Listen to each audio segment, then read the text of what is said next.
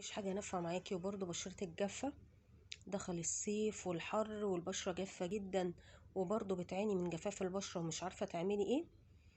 تعالي وانا اقولك. تابعي معايا الفيديو ده للاخر وهتعرفي ايه المنتج اللي هقولك عليه.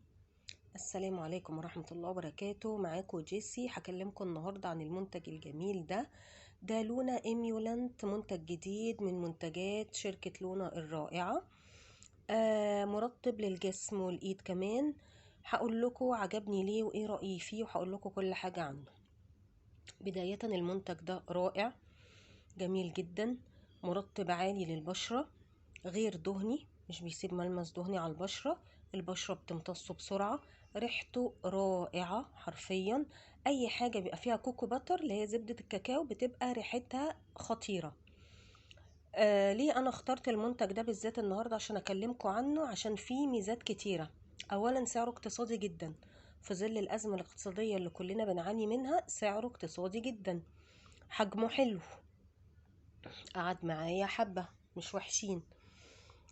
ينفع للايد، ينفع تحطيه في شنطتك. حجمه مش كبير، حجمه متوسط، ينفع تحطيه في شنطتك لو بتحبي ترطبي ايديكي وانتي بره البيت.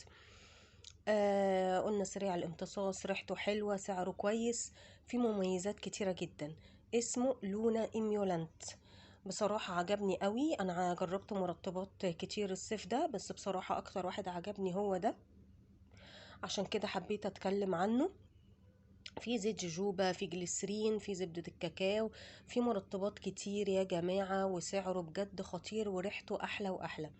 انا خلصت فيديو النهاردة، ويا رب تكونوا استفدتوا. لو جربتوه اكتبولي في الكومنتس، ولو اول مرة تشوفيني دوسي على سبسكرايب، ولو عجبك الفيديو دوسي على لايك، واشوفكم في فيديوهات تانية كتير بإذن الله. سلام عليكم.